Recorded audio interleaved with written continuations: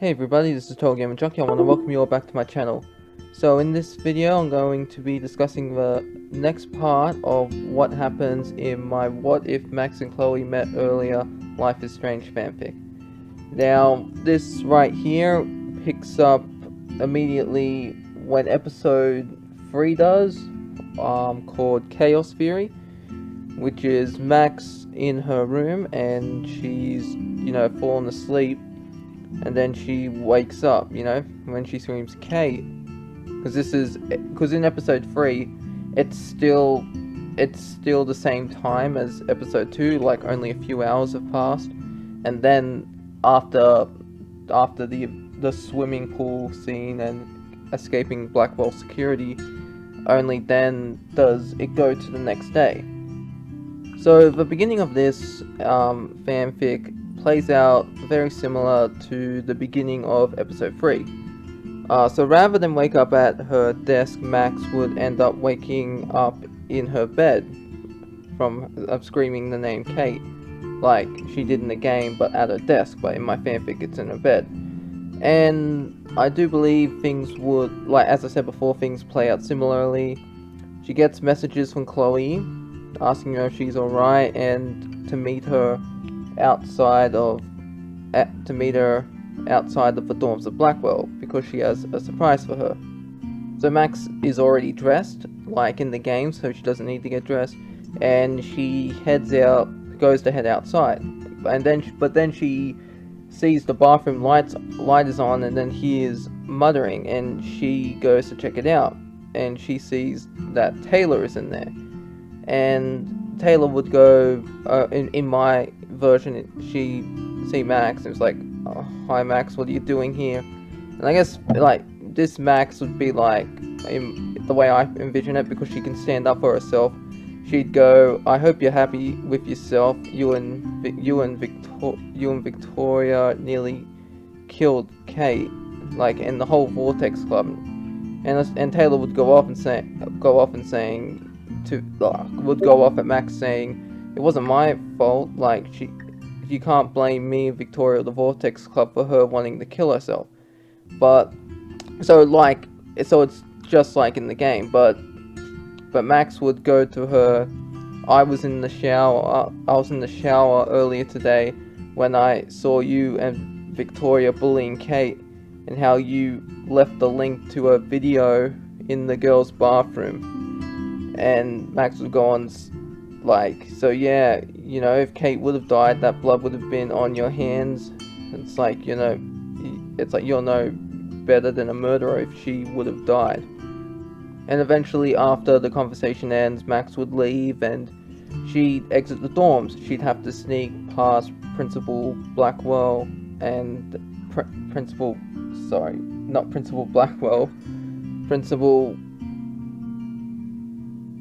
Wells, that's it. Wait, was it Principal Wells? I don't know, I forget, okay? Because, he's a shitty principal, so, who even cares about him? And it's not because he's black, I want to make that very clear. It's just because he's covering up Nathan's records and that, making him look good when really he's a piece of shit. So, anyways, after Max sneaks past Principal Wells, I'm pretty sure that's his name, Max ends up bumping into Chloe, who scares her, and things are similar like that.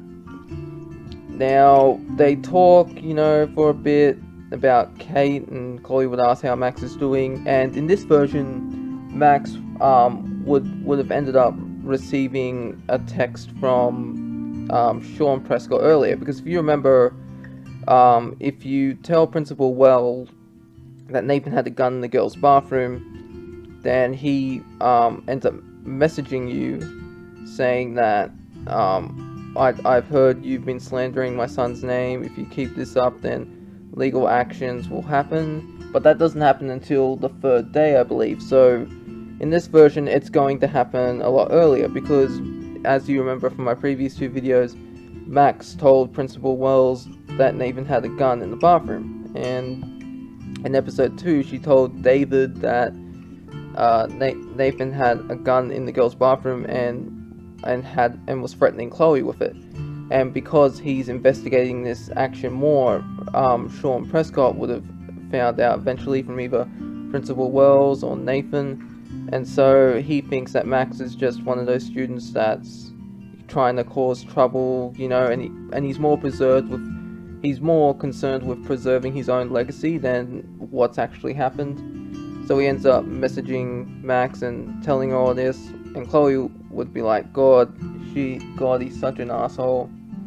And so afterwards, they decide that that they want to get some dirt on Nathan, because if Nathan or Sean Prescott ever try something like with them, because you know they're rich assholes, as Chloe would say it.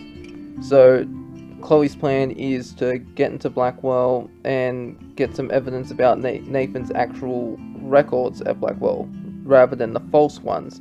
So that way, if anything does happen to Max or her, they have proof that Sean Prescott has been paying off Principal Wells and Blackwell to have his son have a good record. And that in itself would be very, like, troubling, because if police found out this is, what's the word? It's like, it's not slander, it's just false, I guess you could say, well, not false advertising, but, you know, it's lying. You're lying on a public record, basically. You know what I mean? Saying that Nathan Prescott's a good student, he's doing well with his teachers and fellow students, but really he's just a piece of shit and he's always causing trouble. So they decide to do that. They decide to break in, get copies of the records, and then leave. Now, they will be, I just want to make this clear, they do end up investigating Rachel Amber's disappearance, but that's not until later in the story. So as the two go to break into Blackwell, Max and Chloe end up seeing Victoria with Jefferson. And in the original game, Victoria was like, you should choose my photo, Jefferson, it's obviously the best. And Jefferson was like, I can't make any decisions yet, and I'm still waiting on people to submit their photo entries. But in this version of history, while Chloe is still trying to blackmail Jefferson to go on the Everyday Heroes trip with him, by him choosing a photo to win the contest, like, she's doing this, but she's also bad-mouthing Max and saying, would you rather go with Max Lanefield, or, you know, something like that. It's like, she's a geek and a loser, and honestly, she's a bad photographer. Because I always thought it weird, why did Jefferson want Max to submit a photo? Because as we know, in the alternate reality, she ends up winning the Everyday Hero contest. So Jefferson purposely made sure that she would win. But what would have happened if they actually went to San Francisco together? I've actually made a video of this a while ago. You can find it if you search my videos and that. But anyways, moving on. Jefferson would eventually end the conversation, saying that it'd be in Victoria's best interest if she went back to her room and never spoke about this again. And then he walks off, Victoria would walk off, Max and Chloe would end up entering Blackwell. Max would text Warren on how to make a bomb, you know, to blow open the door, and they end up getting into Principal Wells' office. And they would be searching for evidence to use against Nathan Prescott and Sean Prescott if something bad ever happened to him. And eventually they would find Nathan's picture about that, you know, Rachel in the dark room over and over again. Now this would pique their interest, as Rachel has been gone for 6 months, and you know, her and Chloe, like in I believe it's canon that Rachel and Chloe were a couple. They were more than friends, but at least that's just my opinion. Like, I'm Pricefield all the way, but I do believe that the Amber Pricefield ship did happen in Before the Storm. I do believe that's canon. So anyways, in this version, Max and Chloe would, I was about to say Max, Chloe, and Rachel. Max and Chloe would, like, find this suspicious, and they'd want to investigate this, and because Chloe's starting to worry, okay, maybe Nathan had something to do with the disappearance. And how Kate before mentioned she was somewhere dark, you know, like she didn't say dark room, but she mentioned she was in a room and there was darkness and all that, and she didn't remember where she was. So at this point, Max and Chloe would make copies of, at least this is how I see it, they would make copies of everything, the files, how Nathan's a bad student, Rachel in the dark room. They get printed copies, and before they leave, I do believe they would have taken the handicap fund, and I do believe Max at first would resist, but then Chloe would be like, look at it this way, have you ever seen a handicapped person at Blackwell? And honestly, I have not seen a single handicapped person in the entirety of Life is Strange. Like, Chloe doesn't count, okay, because that's an alternate timeline, but with the original timeline, I just found it pretty weird, you know?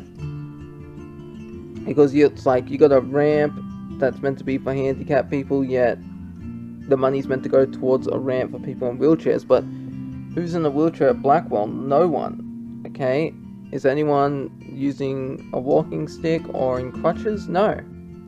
No, that's why I never felt guilty about taking the money, because I never saw any handicapped people in the game. So after they get the money, they would have headed back to Chloe's rather than go to the pool and swim. So they would have headed back to Chloe's, where they could study this information that they've gotten, and they begin their investigation of what happened to Rachel Amber. Now, the next morning, it would have played out similar, but Max wouldn't change into Rachel Amber's clothes because she didn't go swimming and smell like chlorine, so she didn't need to. But I do imagine she would have taken a shower and then got redressed in her clothes. Or I guess you can say, if you wanted her to wear Rachel Amber's clothes, you could say, okay, she had a shower, then rather than put on her dirty clothes, she put on Rachel Amber's clothes, because Chloe said you can wear these. So let's go off that, okay? Max had a shower, she ended up wearing Rachel's clothes rather than her own because they were dirty. Now in this version, the Chloe saying I dare you to kiss me, that wouldn't have happened, because since they're a couple, it wasn't like a dare, and Max is more braver than she is in the game, so yeah, there was no need for that. So they go downstairs, they go to have breakfast, and then David comes back, and like things would have happened the same way that happened when him and Chloe fought, because after the events of episode 2, because David is investigating what Max said about Nathan and how it involved Chloe, he would have been questioning her, but Chloe would have just told him to let it go and it wasn't his business, and that would have frustrated him. And so that is brought up in the fight that they have, and Max ends up siding with Chloe, and then Joyce ends up siding with the two girls, and David ends up being kicked out of the house because of it. And then the two decide to leave, and they go to investigate Frank Bowers because he had Rachel's bracelet. So they want to know what exactly is going on. And then they need to sneak into his van, you know, and do it that way. And they do, and it plays out similar. Pompidou either gets hit by a truck, or he doesn't and he's fine. Then then Max finds that evidence with Rachel, and Chloe's like, she can't believe that Rachel was banging Frank, and then the two leave, and she's upset about what happened with it. You know that scene where towards the end of the game, it's right before Max jumps into the past. So what would happen is Chloe would be driving, Max would be there, and the conversation would be similar. Chloe would be going, everyone I care about leaves me, you, my dad, Rachel. But this time, the conversation would have been different because Max came back into Chloe's life earlier, Chloe's actually able to forgive her more because they're not only rekindled their friendship, that they're a couple. So rather than get dropped off at Blackwell, Max decides to skip the day of class and she stays with Chloe. And the two end up going back to the junkyard. And it's here, and it's that, you know, that little place where there's like Max, Chloe was here, Rachel was here, and you can put Max was here. I believe it would be at this place would be their main hub for the investigation. Rather than Chloe's room, they use this here to set up their information and try to figure everything out and solve what is going on with Nathan in the dark room and what happened with Rachel's disappearance.